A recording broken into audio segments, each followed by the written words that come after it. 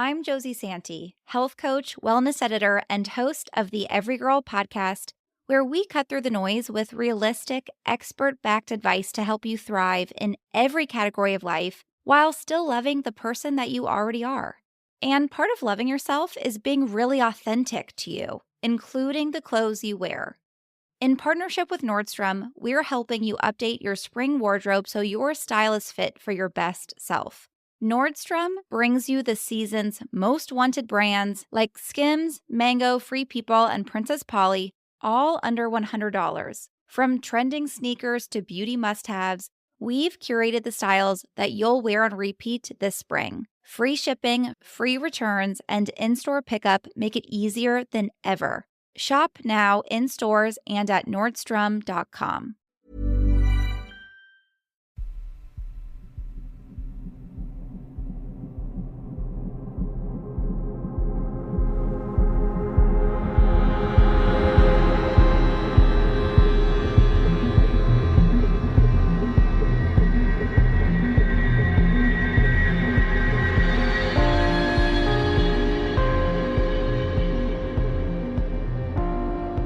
Hello and welcome to mini episode number 435 of Real Life Ghost Stories, and I have 5 spooky stories for you today, and the last story comes from the 28th of December 2024, and story number 1 comes from Amanda. So I just listened to episode 52 and had to share a story. You told a story about a woman struggling with infertility and received help from her grandmother. I have a somewhat similar story.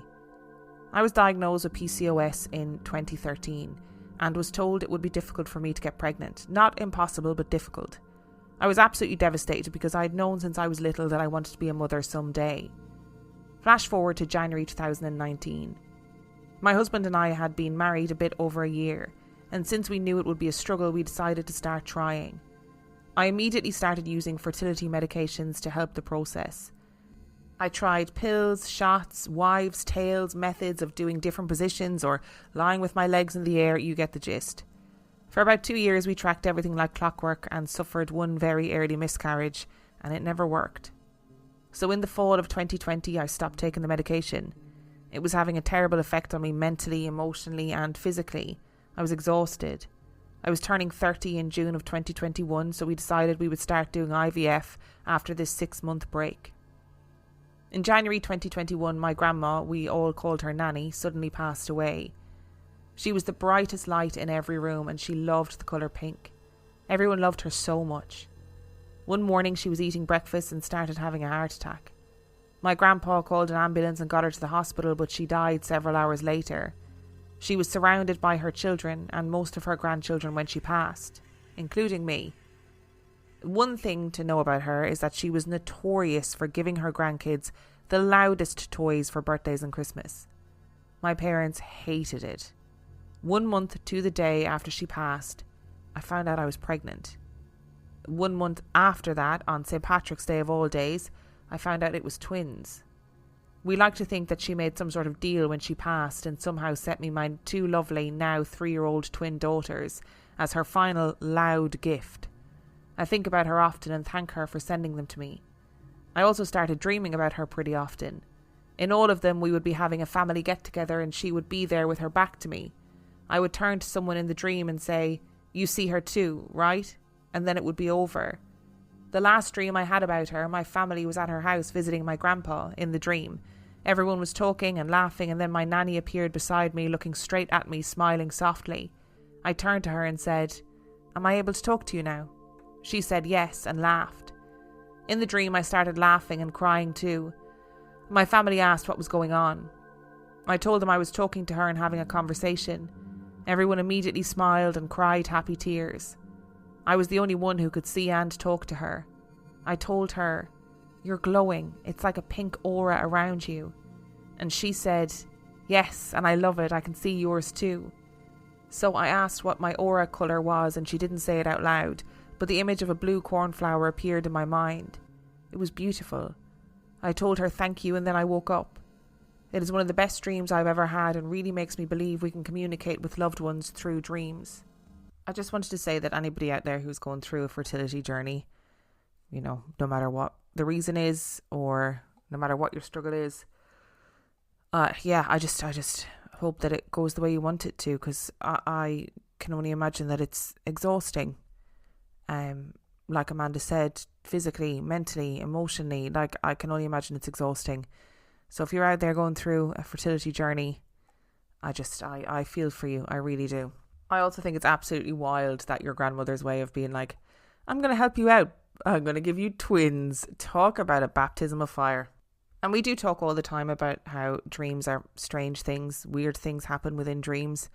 And I'm a firm believer that the dream world, I don't know, I feel like there's some psychic shit happens in the dream world, and that we can communicate with people in a different way in the dream world. But whatever the reason, whatever the explanation, Amanda, I'm glad that you got your twinnies, your little 3-year-old twin daughters. And story number 2 comes from Miriam. The women in my family have a pretty weird relationship with ghosts. My grandma and mom have both seen and talked to ghosts multiple times, starting when they were very young. But my first experience happened when I was 9. It was the middle of the night when my little sister came into my room crying. She looked like something had scared the crap out of her.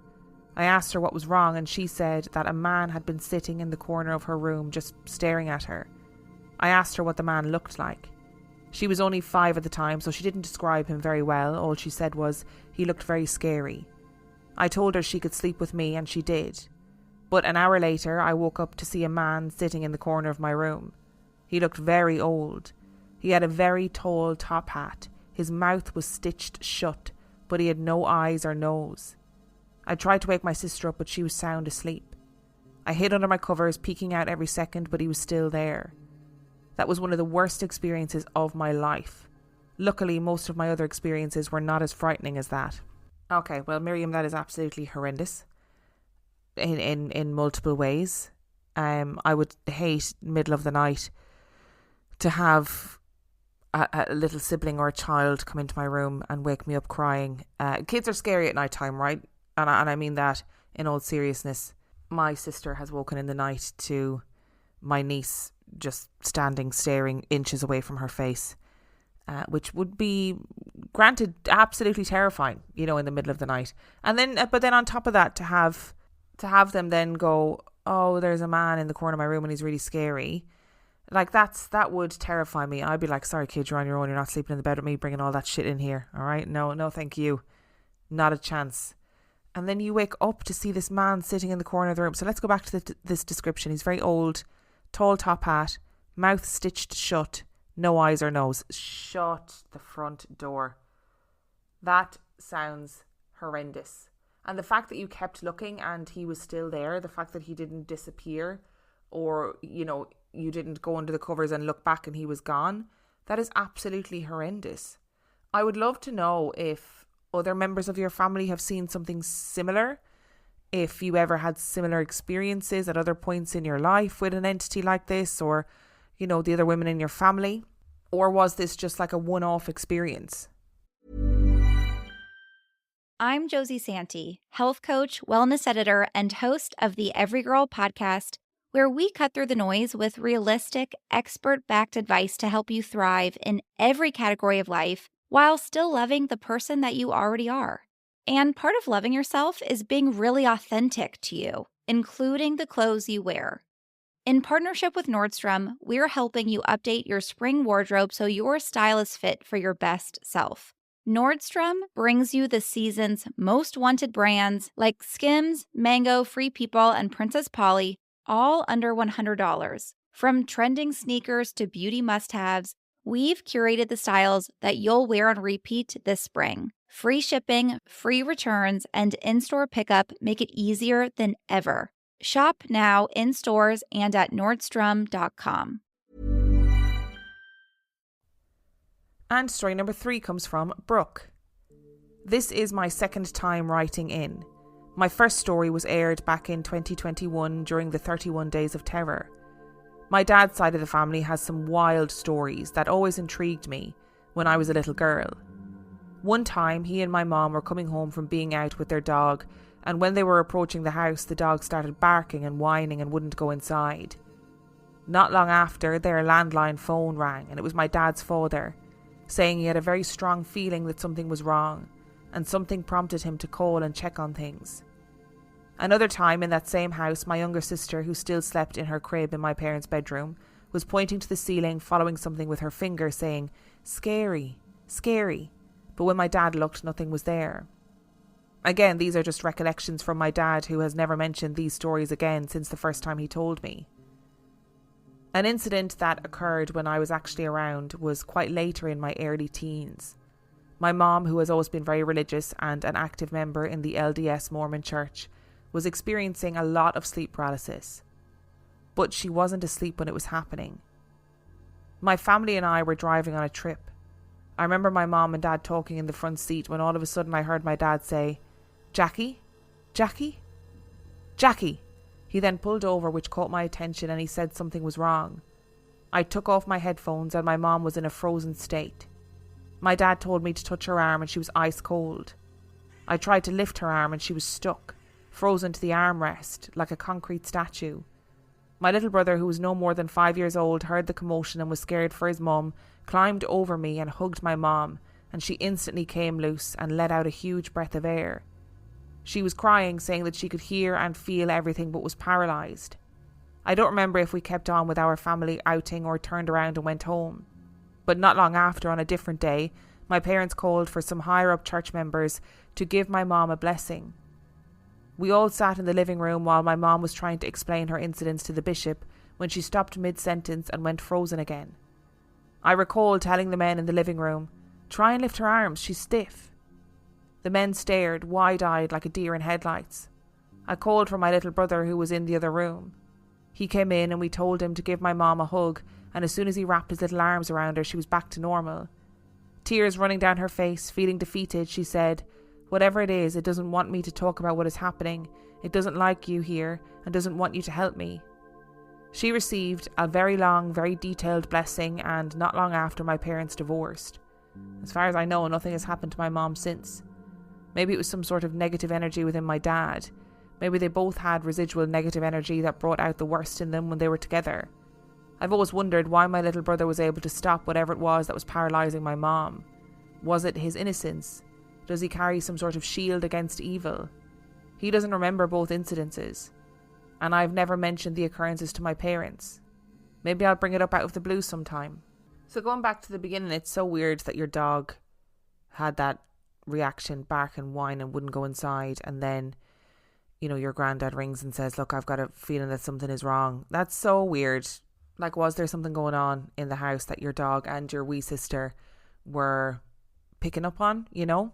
And in regards to your mom having these kind of sleep paralysis episodes while she was awake, like, thankfully that hasn't happened again, and I'm really glad for you and for her. And look, you know, who knows what it was. Maybe it was the blessing that did it. Maybe it was the divorce that did it, that released her of this negative energy or whatever. But I do think it's important to point out that if you are with somebody and they go into that kind of state of being frozen, locked in place, that, you know, obviously I just want to point out that it is important to get medical attention. Like, that can be completely indicative of somebody having a seizure, and it may even be something called a psychological seizure, which is a type of seizure that happens when somebody is under a lot of psychological strain. So it's not a medical seizure, but a psychological one. And I always think it's important to say that I'm not trying to delegitimize your mum's experience. I'm not trying to say that what she experienced wasn't terrifying, wasn't paranormal. However, I do think it's important to point out that if something like that happens, it is also important to seek medical attention. I don't want anybody saying Emma on Real Life Ghost Stories said that, you know, seizures are demonic, and therefore if I have a seizure I'm going to get a priest instead of a doctor. You know what I mean? That's not what I want to happen. But like I said, I'm glad that for whatever reason, whether it was the divorce or whether it was the blessing, I'm glad that your mom didn't have those incidences anymore, because they sound absolutely terrifying, both for her and to witness. It's just petrifying. And story number 4 comes from Samantha. In 2017, I was going to college to become a surgical technologist, and my classmates and I had the opportunity to go to New Orleans, Louisiana for a conference. Of course, we were all into the spooky history, the voodoo, going on ghost tours, which, like you've mentioned in your podcast, you just kind of walk around and listen to ghost stories about the places you're visiting. We didn't spend a lot of time at the conference being students. We went to see this old row house in the Jackson Square, and it was close to closing time, so the woman and man on the first floor told us there was only 15 minutes until they were closed, and we said we would be quick. We just wanted to look around. We were the last people in there. She said, okay, you might hear the security guard locking up and walking around. Just let him know that we let you in. So my 2 classmates and I were just kind of looking in rooms at all the antique stuff, not really reading about anything, just trying to be quick so they could close on time. We were about to go to the 2nd floor. The staircase was a spiral, tiny, tight space, so only one of us could go up at a time. So I went first, and at the top of the stairs to the left was a hall. To the right was a hall, and to the front was a bedroom. So I was looking in the room at all the old furniture and thinking, oh, this is cool and pretty. And then all of a sudden I hear a man's voice close to my ear say, "Pardon me." I paused and looked to my left and to my right, saw no one, and then I looked downstairs at my 2 classmates looking up at me, and I said, "Hey, did that security guard come by that the lady said would be locking up?" And they said, "No, there was no guy." I said, the guy, there was a guy. Did he walk by?" Of course they thought I was just messing with them because we were all wanting some kind of ghost story to take home, but they instantly saw my face go kind of straight. And my jaw dropped, and I said there was a voice that said "Pardon me," and I thought it was the security guard the woman mentioned. My classmates were like, "Whatever, you're just messing with us." And I said, "No, I swear, he said pardon me." So after we finished up the tour, went back downstairs, and I mentioned it to the woman and the man at the gift shop. She almost started crying. She said, "I wonder if that was Bill. He was a security guard here that died a couple of years ago of a heart attack here in this lobby." My eyes instantly sort of welled up with tears, which I do when I'm really affected by something unexplainable. My classmates, of course, believed me at that point. I asked if he was nice, and they said, "Oh yes, he loved his job. He was funny, jolly, so polite. Only a few people have mentioned hearing him." I think I felt emotional because it wasn't a scary experience. It felt very heartwarming. If it was a bad ghost, they could have pushed me down the stairs, but it was very polite. Didn't brush into me or touch me in any way or push me. I just heard a very polite voice in my ear. Maybe Bill loved his job so much he wanted to keep doing it in the afterlife. And maybe that's it. You know, there are definitely people out there who absolutely adore their jobs, who have jobs that they look forward to going into every day, that they get a sense of security, of routine, of grounding, knowing their place in the world. You sort of instantly have company. You might instantly have a group of friends from your job. So maybe he's still doing it in the afterlife, or maybe this is a case of residual energy, that this is like perfect circumstances, this group of people that are coming in really close to closing time, security guard is going around locking up. Maybe that unlocked a residual energy that was stone tape theoried into the walls. And I always say on the podcast that I'm really keen to go to New Orleans. I was supposed to go this year, but I'm not going now. But I feel like every building in New Orleans, in my head, is haunted. Every building is haunted. There's voodoo around every corner. I'm here for it. Everyone's drinking whiskey. Everyone is a jazz musician. That is my perception of New Orleans, okay? I know that's massively stereotyping. Please don't come for me. So if I eventually do go to New Orleans, I am expecting 1,000,001 ghost experiences to happen to me, okay? Not even expecting, I am hoping. I'm sure that is going to happen to me. And our final story today comes from Chaos Pixie. Both my partner and I are sensitive to the paranormal. However, we have chosen to deal with it in very different ways.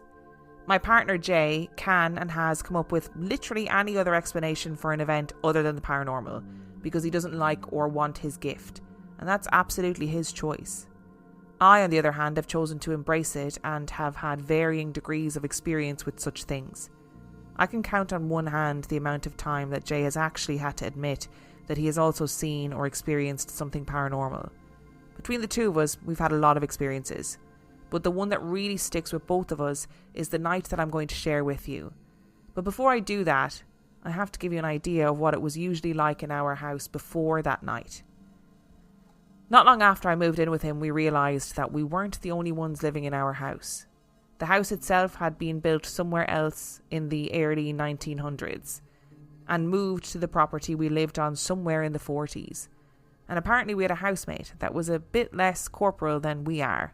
She was pretty harmless, so we pretty much just let her be and didn't worry about it. Usually the worst thing she would do was open every single cabinet in the kitchen, even after we installed eye hooks on them to try and keep them closed. So we finally let her have that particular battle.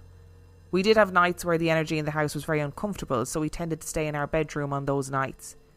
It didn't really bother us because we figured that she was a bit moody, which is completely understandable when one is dead and is probably annoyed about it.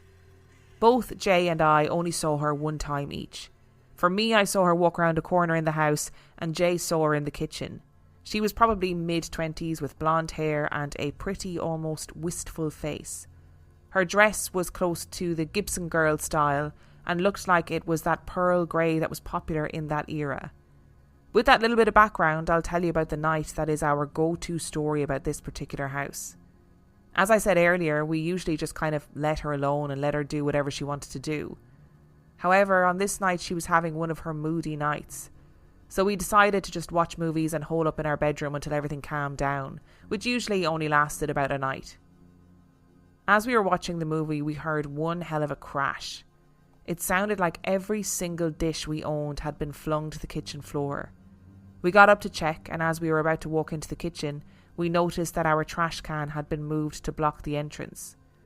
We moved it back to its spot. Instead of the unholy mess we were expecting, there was nothing out of place other than just the back door being open, despite it always being locked. Jay checked the whole house to make sure that no one had broken in. Nothing. So we went back to our movie. About 10 minutes later, another massive crash from the kitchen. Again, we went to check. This time, the trash can was in the middle of the hallway. We got the message that she did not want us back there. Fair enough. For the next couple of hours, we would watch her shadow pace back and forth from the gap under our bedroom door. As we were about to change the DVD, Jay said that he thought he could see a flashlight beam on our window from outside. So he looked and realised that there were cops in our yard. We answered their knock and they told us they had gotten a hang-up 911 call from this location. We told them that neither of us had called them. They asked about the number that the call had come from, and it was Jay's number. I went and got his phone and showed them that he not only didn't call them, but that he hadn't called anybody since the day before. I think we were in a bit of shock because we ended up telling them everything that had been happening that evening. We could tell that they thought we were completely crazy, but they offered to come in and take a look just to make us feel better. We agreed. One of them literally froze mid-step before he could even get in the door. I still have no idea what he actually saw, but I do know that he went white as a sheet, and they both refused to set foot in the house, but told us to call them back if we needed to, and practically burned tyre rubber getting out of our driveway. So yeah, that's the night we think that our ghost called the fucking cops on us. We still lived in that house for almost another year and didn't ever experience anything like that again. I think she realised that she went a bit too far and she stuck to her normal refusal to let us have closed cabinets in the kitchen and occasionally having a moody night. After we moved out, they ended up demolishing the house, and I can't pass the area without wondering if she has finally crossed over or if she is just wandering around the property now. I hope that she has crossed over, because it kind of breaks my heart picturing her just wandering around without any purpose now. You people baffle me. You people that are like, I've got this ghost in my house, but we just let her do her own thing. You know, we just let her stomp around and open all the presses and open all the appliances. And listen, you know, she has a moody night. She throws shit around. But what's a girl to do when she's dead? I'm getting the priest in. I'm sorry, I'm not putting up with it. There's no gentle paranormal parenting in this house. I'm getting a priest in. I'm getting rid of you. I do not care if you are sad that you are dead. But if you are stomping around, freaking me out, opening up presses all the time, I am getting the exorcist in to get rid of you, okay? Let that be your warning, any ghosts that are listening in my house right now. I always wonder too, on a serious note, right? When we hear these stories and somebody says that there was this almighty crash from upstairs, or this was horrendous crash from the kitchen. It sounded like every dish we owned was being flung to the floor. So you go run into the kitchen and there's nothing. Where is that sound coming from? How are the ghosts generating that sound? Is that like an energy that builds up and then they're able to make these big sounds? Like obviously the trash can had been moved, right?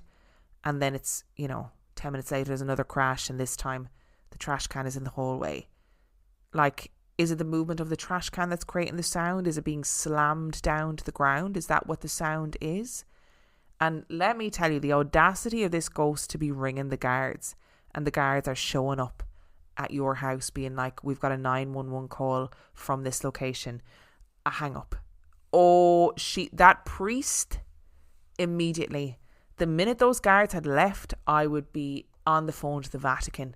And I was saying, send Russell Crowe on his little moped with his cape billowing, because this bitch is not staying in my house any longer. I say all that, Chaos Pixie. I do the exact same thing as you. I would just allow it to happen. And when she was having a bad night, I just hide in my bedroom and watch TikToks. That's exactly what I would do. But I am genuinely glad, Chaos Pixie, that you seem to have much more empathy for these ghosts than I ever would or could. You are most definitely a good soul. Thank you so much for listening to today's episode. Thank you to Amanda, Miriam, Brooke, Samantha and Chaos Pixie for sending in your stories. Remember, the last story came from the 28th of December 2024. And if you would like to send in your story, you can do so by emailing it to reallifeghoststoriespodcast@gmail.com. You can also check out the website reallifeghoststoriespodcast.com. And if you are desperate for some extra content, you can subscribe to the Patreon. That is patreon.com/reallifeghoststories, where for $5 a month or $2 a month, you can get access to heaps of extra content, as well as every single main and mini episode completely ad-free. And on that note, I shall see you next time. I'm Josie Santee, health coach, wellness editor, and host of the Every Girl podcast, where we cut through the noise with realistic, expert-backed advice to help you thrive in every category of life while still loving the person that you already are. And part of loving yourself is being really authentic to you, including the clothes you wear. In partnership with Nordstrom, we're helping you update your spring wardrobe so your style is fit for your best self. Nordstrom brings you the season's most wanted brands like Skims, Mango, Free People, and Princess Polly, all under $100. From trending sneakers to beauty must-haves, we've curated the styles that you'll wear on repeat this spring. Free shipping, free returns, and in-store pickup make it easier than ever. Shop now in stores and at Nordstrom.com.